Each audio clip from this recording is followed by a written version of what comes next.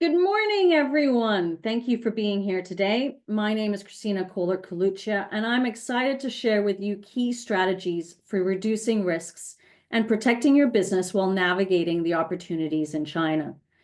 Today, we'll explore several crucial areas: conducting due diligence on business partners, protecting your intellectual property, and contracting with local partners. So let's dive in. Before we do that, however, I would like to first introduce who we are. Woodburn Accountants and Advisors is a corporate services firm headquartered in Hong Kong with our subsidiary in Shanghai.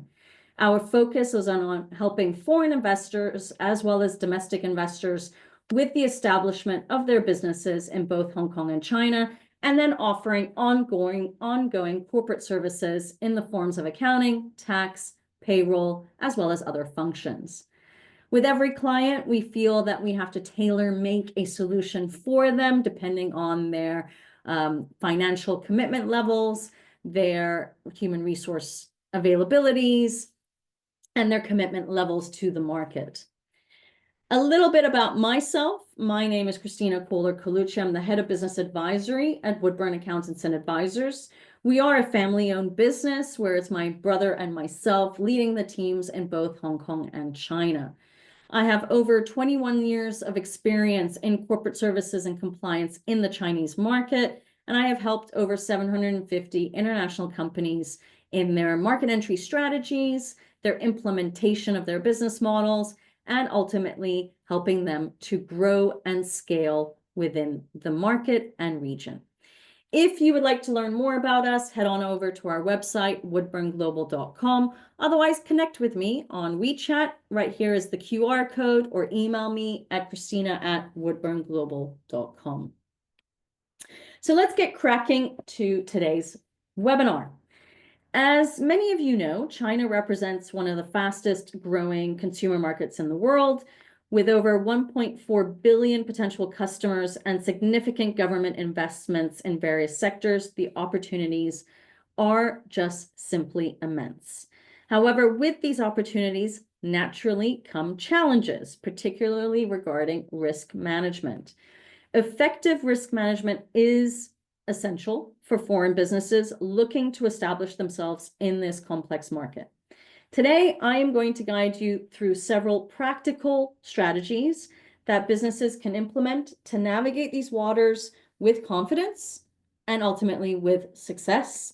The goal is to make sure that all of you can sleep well at night, knowing that you are doing the right thing. So let's kick off with conducting due diligence on business partners, something that is not hard to do, but people forget to do. The critical importance of conducting due diligence on potential business partners is significant. Due diligence involves a thorough investigation of a partner's financial health, what their reputation is, and what their compliance history looks like.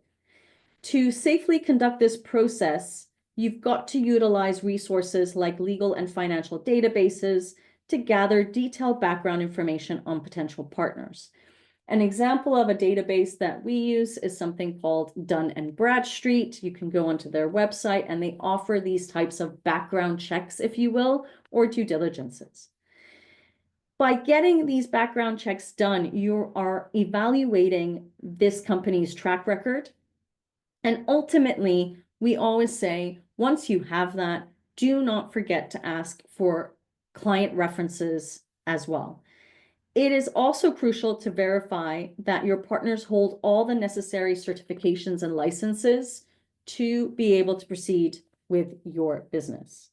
Now, one of the most common pitfalls businesses face is rushing into relationships due to pressure or false urgency. You've got to take the time to research thoroughly, right? Over-reliance as well on local recommendations can also lead to risks. You get a perfect recommendation from somebody else, and you tend to then not do the follow-up due diligence that might be necessary. Even though they might have had a good experience, it's still important for you to know the facts and the history regarding these companies. So make sure you perform that independent verification. Next, we'll cover the topic of protecting intellectual property, an area of paramount importance when doing business in China.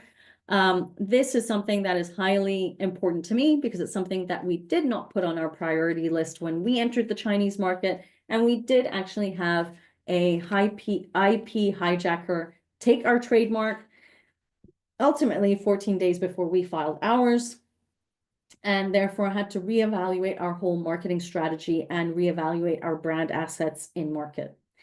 Now, the risks of IP infringement are high, with widespread counterfeiting affecting many businesses within China. To safeguard your IP, register your trademarks, your patents promptly. It's also crucial to engage in the use of non-disclosure agreements with potential partners before you even done that registration, which ultimately and hopefully will protect sensitive information when discussing collaborations. Non-disclosure agreements, in our opinion, should be drafted by local Chinese lawyers following the Chinese regulations so that your potential partners in China abide by these NDAs. Lastly, you've got to actively monitor the market for any infringements. A crucial mistake many companies make is delaying their IP registrations until after they enter the market. Remember, proactive protection is key to maintaining your competitive edge in market. Contracting with partners in China. Now, a well-structured contract can prevent misunderstandings and serve as a protective shield in a business arrangement. I know too many companies who rely on email correspondence as a type of written contract, or even verbal commitments as a type of contract. Written contracts are a clear, important, structured document that can help you in case of breach. And I know we should never think about the negatives in the future. However, history shows us that there are many negatives because people were not proactive enough in preventing these things from happening. You've got to ensure that your contracts clearly outline the roles, the responsibilities, the expectations regarding payment and delivery terms. Moreover, including a dispute resolution clause helps define how conflicts will be handled and who will handle them. For success in this area, it's essential to work with local legal counsel who understands the Chinese laws and can provide tailored advice. This is just my own personal opinion. I would not use lawyers that are overseas or that are in your home jurisdiction to formulate contracts with potential business partners in China. You will get nowhere if there is a breach of contract. Be brave enough to get involved with the local lawyers in China, formulate something that is bilingual in both English and Chinese, and have somebody on your side helping you to negotiate that contract with your potential business partner. This will also allow your business partner to realize that you are serious about this deal. Now, when you are drafting these contracts, you should avoid vague language. Clarity is critical in preventing any ambiguities that could lead to disputes later on. And make sure you have a complete understanding of how the banking system works and how you will get paid, because there are complexities there that you will not foresee that are extremely different compared to the banking system in your home jurisdiction. So these are obviously three areas, right, where we want people to pay attention to when they're starting off their transactions in China. But let's talk a little bit about practical ways or practical strategies to safely conduct business in China. Now, establishing a local presence is obviously one foundational step. Setting up a representative office or a limited liability company or even a joint venture will always enhance your understanding of the local market and give you a certain level of control, because you will hire people who are on the ground supporting your business. Everybody makes the assumption that by opening up a company in China, you are going to be spending a lot out of your budget to maintain that company. It does not have to be that way. We always have to evaluate budget against control and growth.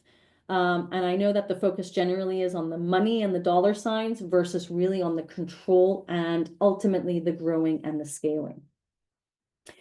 Building relationships through face-to-face meetings fosters trust, which is a critical component in the Chinese business culture.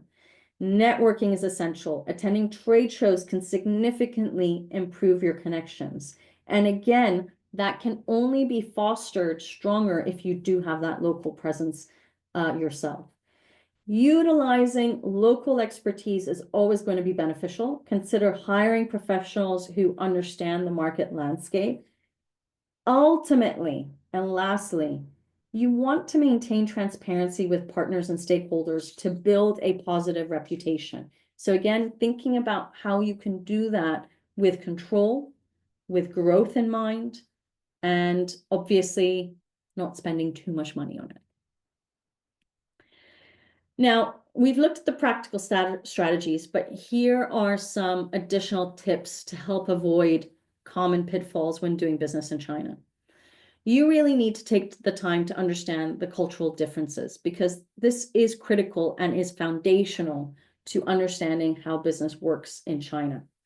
Sensitivity to various business practices and negotiation styles can enhance your effectiveness significantly. You should always stay cautious. I mean, I say this, if you look at the global economy and the global climate, regardless of what jurisdiction you want to enter into next, staying cautious regarding offers that seem too good to be true is important, because these often mask hidden risks that you don't necessarily think about. You know, whenever you go into a new jurisdiction like China, there's so much excitement and expectation built up that you forget to verify things. So we always recommend that you verify that your business practices comply with local regulations to prevent any unexpected fines or penalties or issues with your potential partners. Lastly, diversify your partners to spread risk. Relying on a single partner can expose your business to greater risks. So building that diverse network of relationships is a smart approach. As you progress your business plans in China, emphasize a phased approach to entering the market, right? Start with pilot projects, which allow you to gauge consumer responses or customer responses and resolve operational challenges before committing to a larger investment. Leverage local networks to gain useful insights and build collaborations. This again will assist in navigating challenges that you might face. Remember to regularly evaluate your processes and be prepared to adapt your strategies based on the market feedback. Flexibility can often make the difference between success and failure in such a dynamic market like China. So in conclusion, we've covered several vital strategies to mitigate risk when doing business in China. Always conduct thorough due diligence on potential partners to establish a solid and reliable network. Protect your intellectual property proactively by ensuring proper registrations and utilizing legal agreements. Lastly, craft strong contracts to clearly define expectations and responsibilities, which obviously would then help prevent disputes down the line. And I hope that your key takeaway today is that proactive management and continuous learning are essential for long-term success in this dynamic and complex market. By implementing these strategies, you can absolutely position your business for success in China while minimizing the risks. To finish off today, just how can Woodburn help you when you are starting off and transacting with China? We can obviously help you with key market entry strategies and business models. We can help with IP protection, search and registration, compliance assistance. Now, I've added here tax advisory, because when you are drafting the contracts with your legal counsel, one thing you do need to make sure is in the contract are the tax liabilities, who's responsible for the taxes, for paying the taxes with every transaction. who is responsible for banking fees, et cetera, et cetera. These should be clearly defined in the contract. If you are then looking to hire people, but not yet committed to setting up an entity, we can obviously help with employer of record services. We can also help with local company registration and ultimately be part of your local ecosystem. As I mentioned earlier, if you do want to check out what we do, head on over to our website, woodburnglobal.com. Now, I do want to thank you all for your attention. I always finish my presentations with one thought. Remember that entering the market in China can be a rewarding journey with the right preparation and the right strategies. I do want to open the floor for those of you that have come live with questions you may have, whether you have specific concerns about entering the market, tips on certain aspects we discussed today, or any other related topics. Insert them into the chat box and we will then get to it. But in the meantime, I did get questions from quite a few people who could not make it live today. So I do want to go through these questions. I kind of categorize them into the various aspects of today's presentation. So put them into a concise format. So let's get cracking on the due diligence questions that have popped in. The first one is, what specific resources or databases do you recommend for conducting due diligence on potential partners in China? Well, like I said, there are databases organized by companies like Dun & Bradstreet, where you do get background checks. There are other companies besides Dun & Bradstreet. Just type in due diligence China and see what pops up there. You can also do a background check with the Ministry of Commerce. If you have the Chinese name, Chinese address of the company, then we can actually go into the Ministry of Commerce's system. And if that company is publicly listed, which actually 95% of all companies are, you will be able to get quite a few details about the company, including whether they are in good standing, whether they've had any issues with the government, etc. You will not get financial data. Audits and things like that are usually not publicly provided. The second one is, how can we effectively evaluate the reputation of a potential business partner in a market where information may be limited or may be very hard to verify? This is a very good question. One is, I would ask for references and I would talk then to the clients. That might be something you might not want to do. A second point is going to visit them, looking at the property, looking at their showrooms, ultimately going and see them vis-a-vis, and going into their office and seeing how they operate would be the perfect way to do your own due diligence on them. They should be giving you a client list regardless, or at least a small client list of 1 to 2 clients where you can then refer on and see how successful they've been. This doesn't really answer the question, but I think if you do the hands-on, on-the-ground work of visiting them yourself and meeting with them, this is already a great due diligence. Can you share examples of red flags to look out for during the due diligence process? All right, so some red flags are this. They have a landline. You try to call the landline, nobody picks up, which has to make you wonder. The other is, is the person that you're talking to actually hired by them, or you feel like they're a representative of them? I think a lot of it is also gut instinct. If they are rushing the process to sign, and you haven't done your due diligence, and the whole rushing thing, I think Chinese companies know that Westerners have a lack of patience, and so they push them. Yeah, don't rush. There's no need to rush, right? Deals can be brokered as long as you take your time and do the proper due diligence and evaluation on these partners.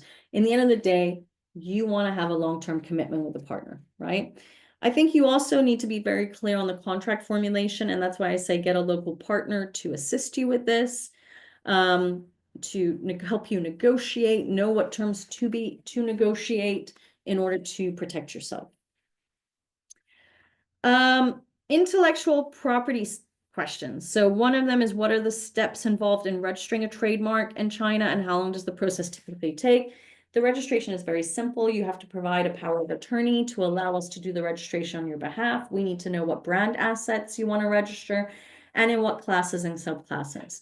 The length of time can be anywhere between 10 months to 16 months, but the principle is a first to file principle, which is why we do recommend doing trademark searches, which we can offer for free to check whether it is worthwhile to do that registration.